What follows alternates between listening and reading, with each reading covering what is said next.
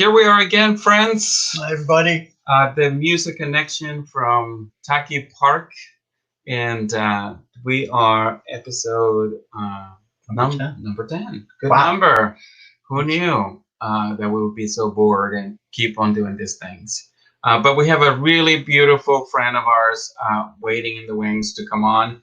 Um, he is a very accomplished musician and composer, and we are very excited to have Dr. Richard Zarou joining the Music Connection today. All right. Hey, Hello Richard. there. How are Hey, you? I'm doing well. How are you? All We're right. doing good. Good. Thank you for doing this. Yes. Thank you for having me. Thank you. A much nicer intro than I deserve, Oh my gosh. Well, we didn't even talk about the 45 compositions plus the 12 film scores you've written Oh, and all the many fluff international on the festivals, biography. all the festivals that you've been a part of and over the years. And And the 100 episodes of your now defunct podcast, No Audio extra notes. Music. Wow. So, but thank you for being here. I know that it's hard when you have a house full of kids and Yeah. a wife that's no help. well, and Katie. who's a Oh, no. brilliant You've composer been in her own right. I'm And sorry? soprano. I was just bragging about your wife, Sarah Horrock. Yeah, she was the accomplished musician in the house. Yeah, well, lots of music in that house, and also so that you have Teddy is 5 and Mary's 2, right? Yeah, they're both just about to turn those ages, but that's about what they are. Yeah. Oh my gosh! And acting their age or older. I mean, Mary's already speaking in sentences and telling us what she wants and what we can and cannot do. That's very useful. Very And useful. I'm sure Teddy has already built a steam engine in his bedroom at this point. I was going to remark about Teddy's amazing knowledge of all things dealing with railways, railroads, and so if my cousin Larry Sprinkle in Weaverville, North Carolina, is watching, he's also a tremendous enthusiast. So one day they'll have to get together. Definitely. Yep. That's right. Well, speaking of kids, I always ask all of our friends the same question. When did you know that music was going to be part of your life? What's your earliest memory? Earliest memory is hard. I think as a kid, I was always that one with playing the air guitar and singing songs to my parents and putting on shows. That's what I always did. My parents, I was adopted, and my adopted parents always told me two things about my parents that they knew, my birth parents. One where they were young, and one where they were musicians. So they always tried to get me to do musical things. I took piano lessons when I was 5. Took piano lessons my whole life. I absolutely hated it. I always wanted to play guitar. They never let me play guitar. They never got me a guitar. But I always wanted to play guitar. When I was in high school, I got a guitar, and that's when I started making my own music that way. But most of my life, I really told my parents and everyone that I was going to be a medical doctor. My grandparents really valued this idea of you're the oldest grandson, you're going to be the head of the family, and the best profession is a doctor. So that was just implanted in my brain that I had to be a doctor. And so I sort of had to keep it a secret from my family that I wanted to be a musician. And then when I was in high school, I was just like, Dad, I just can't do this anymore. I have to do music. And he was like, oh yeah, sure. Of course, do it. That's what I don't know why you wanted to be a medical doctor anyway. I mean, that's just doesn't make any sense. I was like, yeah. So then I went to college and did that. That's wonderful. And what a great thing that you decided to not fight your instincts, right?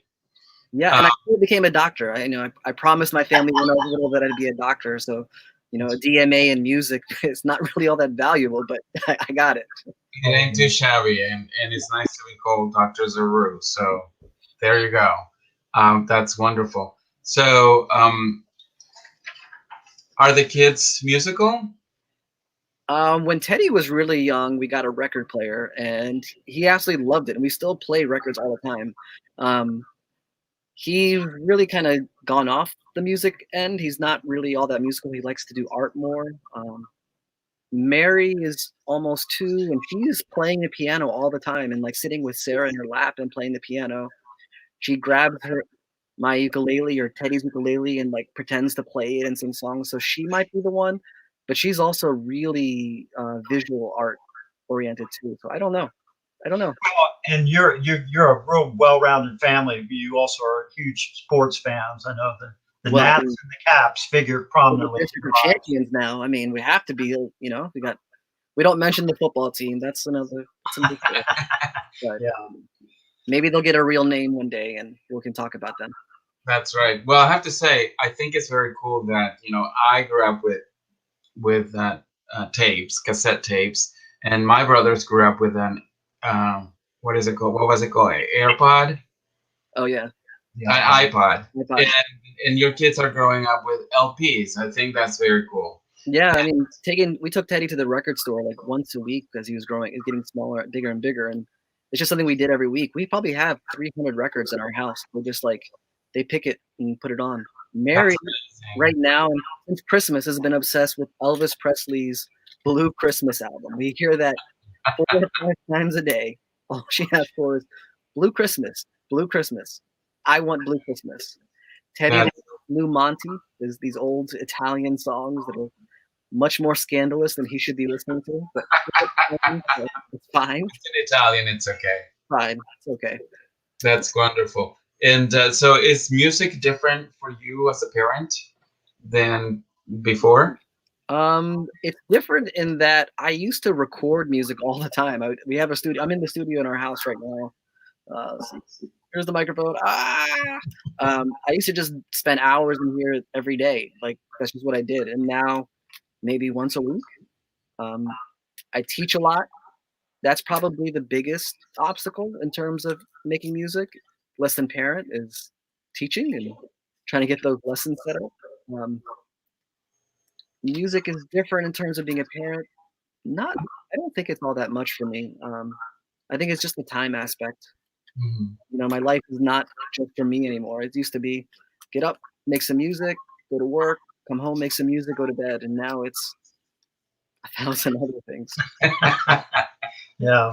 Well, speaking of making music, you sent us your latest recording. Yeah. Tell us a little bit about these pieces that we're gonna hear. It's a CD. I've released my 3 CDs. This is my 3rd one. It is called The House of Shining Words. It's essentially a journey through a day. It begins at 2 a.m. and ends at 2 a.m. And I researched a lot of the Catholic hours. And so I did a lot of religious music based on the hours liturgy, and also like putting it in the context of a day in a life. So you have the wake up at 4 a.m. where you can't get back to sleep, and you're just praying to go back to sleep, to being, ready to go to bed and having to look out your window and see things that, snow and maybe sadness that you're looking at, that your day may not have gone the way you wanted to. But it's sort of a mixture between a day in a life and also a mass and the hours of Catholic music. Wonderful. So we're gonna hear the first is the cut. Is it cut number 5 It is number 5 or 6? Sorry. Number 6. And It has 2 names. One is Sext, which is the hours title. That's the prayer from this hours. The other title is Praise Be to You. So it also functions as sort of a Gloria. It's a praise to God. all right, so this is a first for us. So we're gonna play the recorded tape, and so imagine the 4 beautiful performers that are in this little cut. So here we go. Praise be to you, my Lord Jesus Christ.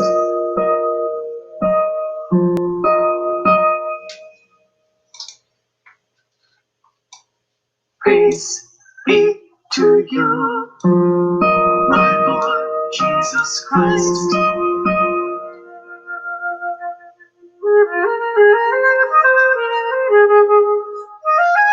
Praise be to you, my Lord Jesus all Christ. the praise that you give me, for all the pain that you bear me. To you, I worship Jesus, my Redeemer. Oh, friend and brother,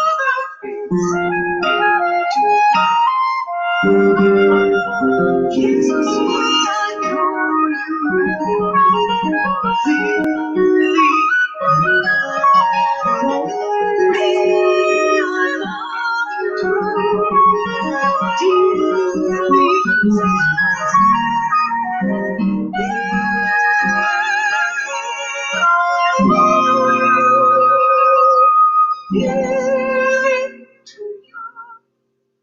My Lord Jesus Christ, day by day, all the praise be to you. My Lord Jesus Christ.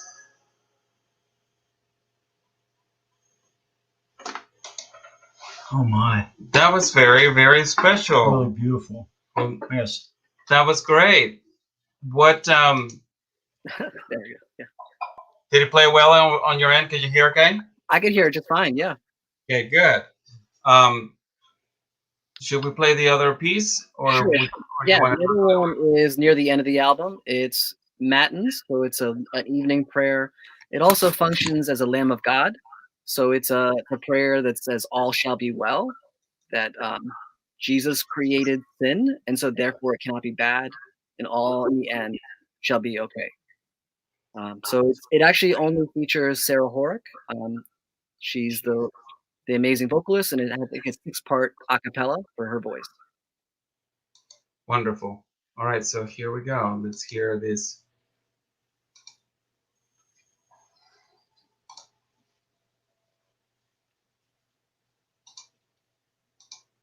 Okay, so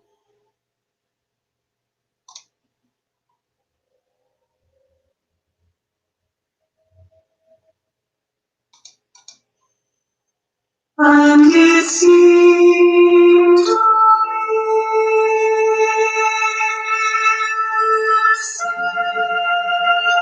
was met, we would all have been pure.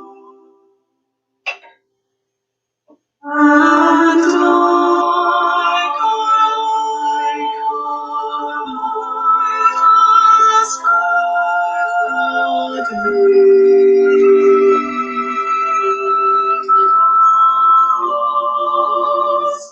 has not made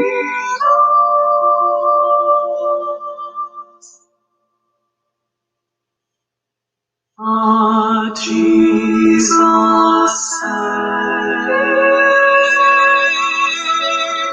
Jesus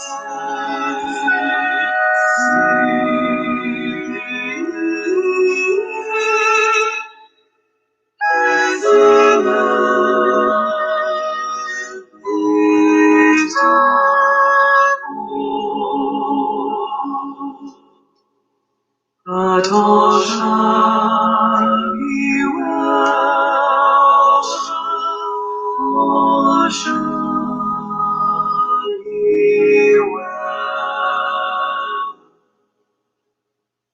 all shall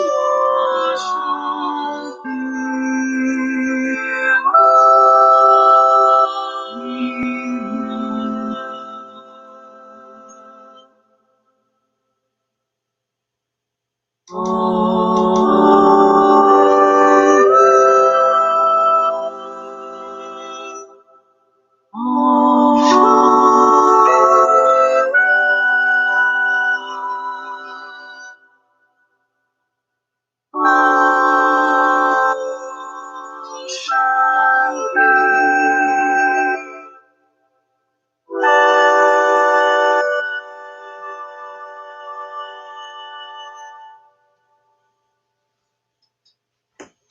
Mm. Wow. Oh my gosh, all shall be well. That's the If you go to my website, the first thing that plays automatically is parts of that composition. All shall be well. That's just lovely. I was kind of intrigued hearing that you had composed scores for films and documentaries, and I was just curious how you start that process when you're Sort of in a lucky way. I went to Florida State for my doctorate, and they have a huge film school there, really successful film school. And so I basically just went to the people at the film school and were like, "Hey, you want some music?" And I made music for lots of just student films. And then eventually I met some of the directors of the film school, and I made a feature-length documentary called Breaking the Silence. And it's about torture survivors. It was at the time when President Bush was still doing torture and sort of getting caught, for the torture aspects. And so we did this. It's an hour-long, maybe an hour and a half long film, and it's been shown at hundreds of libraries around the country. It was shown at the E Street Cinema. An interesting thing was it focused on a community of survivors called Task, and their headquarters were right next to where I taught in DC when I moved to DC from Florida State. So they were like right around the corner around Catholic University. They're in that little area there. And it's a very difficult film, but I was very privileged to be part of it. an important film. And an important work, the one that you just shared. Oh, thanks. It's on YouTube, it's on Spotify, Apple Music. You don't have to buy it. You can just stream it. It's not, please don't pay for it. You can just go and listen to it if you want. There's, I think, 12 or 13 tracks. That was an anti-sales pitch if I ever heard one. I mean, I'm not, But it was all funded through Indiegogo a couple of years ago. I had people donate money to support it. So not trying to make money off it or anything, just trying to get the music out there. I had one student at where I teach in Baltimore. He asked me about it. I gave him a copy. He became my #1 fan. He like traveled internationally over winter break and played it in different countries. And so I got all these like streams from different countries. It was great. That's wonderful. Well, and we'll add the links to the description of the video below. But Rich, it's so good to see you. Thank you so much for taking the time to chit chat with us and our friends online. And all shall be well. Thank it's you. just good to see you. It's been too long. It's so great to see you Thanks guys. for being here with us this evening. All right, and everybody at home, stay well. We'll have another episode tomorrow, and love to see you all. And hang out for a sec, Richard. Thank you.